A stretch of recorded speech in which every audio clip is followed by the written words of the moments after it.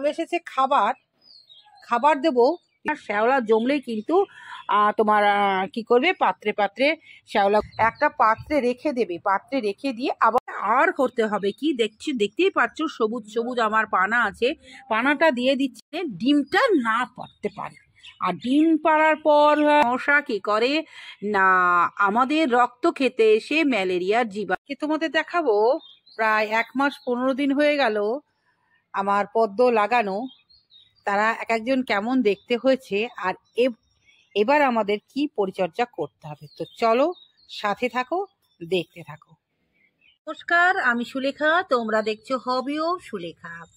আজকে তোমাদের নিয়ে চলে এসেছি আমার উঠান বাগান, আমার পদ্ম বাগান, আমার জল বাগান। খুব স্বাদ ছিল এবার প্রচুর পদ্ম লাগাবো, তো লাগিয়েও গিয়েছিলাম। আর কিছু পদ্ম আর শালুক রেখে গেছিলাম এই হাঁড়ির মধ্যে। দর্শক বন্ধু, ভেবেছিলাম এসে হয়তো আবারও লাগানো যাবে। আর প্রচুর দান করে দিয়েছি, ভাইপোকে দিয়েছি, নার্সারিকে দিয়েছি, বেরেশদাকে দিয়েছি, আমার ছাত্রছাত্রীদের দিয়েছি, মোটামুটি অনেকটাই দান করা হয়েছে। তো মাঝে একবার আমি যখন ছিলাম না, ছেলে পরিষ্কার করেছে, সম্পর্কে সঠিক তথ্য অনেকেই দেয়, আমিও দিচ্ছি। আমি যতটা নিজে অ্যাপ্লাই করি সেই তথ্যটাই তোমাদের দিচ্ছি। তো যাই হোক, এর মধ্যেও আবার কিছু কিছু নষ্ট হয়ে গেছে। দেখো এইটার মধ্যে নেই, তার মানে নষ্ট হয়ে গেছে। বেশ মোটা মোটা টিউবার ছিল, সেগুলোও নষ্ট হয়ে গেছে। ছাদে রেখেছিলাম মন্দিরে লাগাবো বলে, সেগুলোও নষ্ট হয়ে গেছে। কিছু করার নেই, ভাগ্যদোষে যেটা হয়। সব মিলিয়ে কিন্তু খুব ভালোই হয়েছে, মানে কোনোটায় মাঝারি, কোনোটায় ছোট, মোটামুটি হয়েছে। আমি একজন ছোট বাগান হিসাবে যতটুকু হয়েছে এটুকুতেই আমি সন্তুষ্ট। কিন্তু সব থেকে বড় আনন্দের বিষয় 2025-এ কুড়ি চলে আসলো, এটাই আমার কাছে পাওনা। তো চলো, কি খেতে দিতে হবে এবার, ওদের তো খেতে দিতে হবে না, দেখতে থাকো। চলে এসেছে খাবার খাবার দেবো, কিন্তু আকাশের অবস্থা খুব খারাপ দর্শক বন্ধু, তাই দিতে এসেও দিতে পারছি না। মর্নিংয়ে দেব, কিন্তু তোমাদের আজকে দেখিয়ে দিই কি খাবার দিতে হবে। আমাদের খাবার দিতে হবে, প্রথমেই দিতে হবে, চলে এসেছে তাই আমাদের দিতে হবে সাগরিকা সিউইড। সার্বিক পুষ্টির জন্য, ওদের সমগ্র মূল থেকে একদম পাতা ফুল ফল সমগ্র পুষ্টির জন্যই সাগরিকা দিতে হবে। কত সাগরিকা যদি তোমার কাছে দানা থাকে 10টা দেবে, আর যদি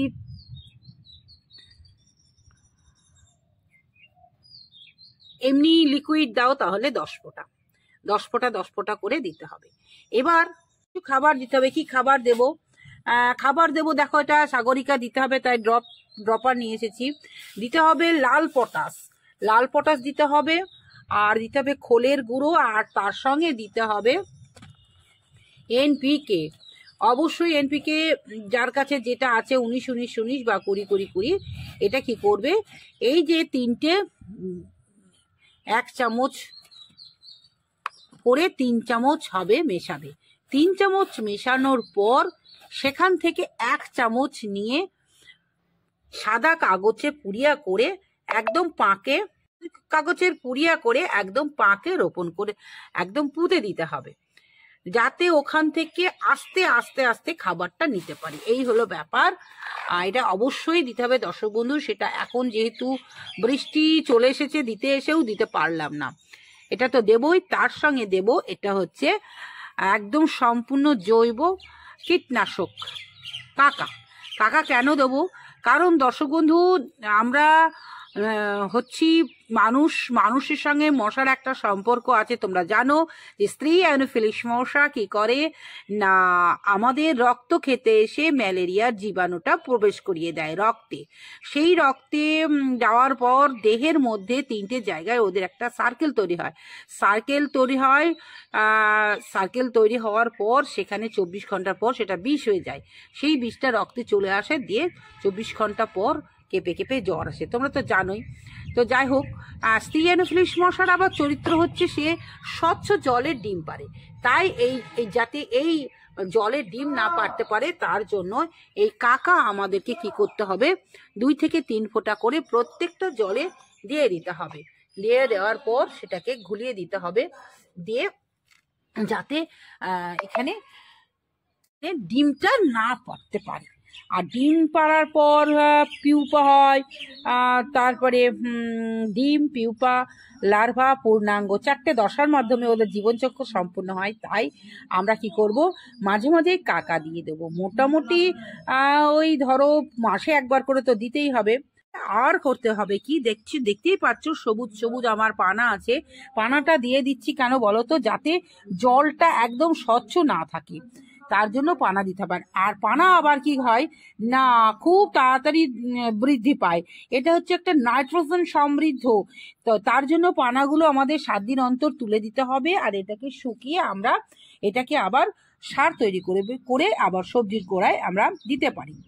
দর্শক বন্ধু, প্রচন্ড বৃষ্টি আসছে, মেঘ ডাকছে, তো যাই হোক, এই যে নিয়মগুলো, আর কোনো সময় শ্যাওলা জমতে দেবে না। শ্যাওলা জমলেই কিন্তু তোমার কি করবে, পাত্রে পাত্রে শ্যাওলাগুলো তুলে ফেলে দিতে হবে। আর 7 দিন অন্তর কি করবে, আমি যে ট্রিপস আমি বলেছি এর আগে তোমরা শুনেছো কিনা জানি না, আবারও বলবো, এই জলটা ফেলবে না। 7 দিন অন্তর এই জলটা একটা পাত্রে রেখে দেবে, পাত্রে রেখে দিয়ে আবারও টাটকা জল দেবে।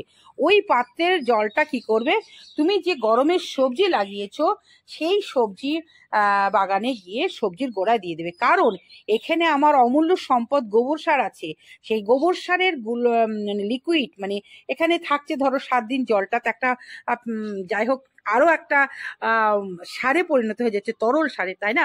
তাই আমরা কি করব, সেটাকে ফেলে না দিয়ে আমাদের যে স্বাদের যে গরমের যে সবজি আছে, সবজি লাগিয়েছি, তাতে আমরা দিয়ে দেবো। ব্যাস, এইভাবেই আমরা একটার পর একটা সম্পর্ক করে পদ্ম চাষ করব।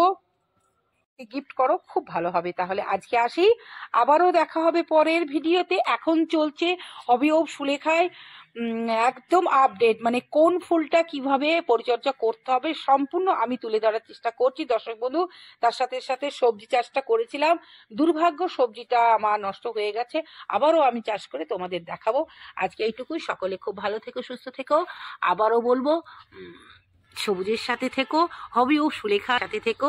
অবশ্যই অনেক অনেক মিষ্টি মিষ্টি আবদার রইল তোমাদের কাছে, তোমরা আমার খুবই কাছের, তাই আবদারগুলো করি।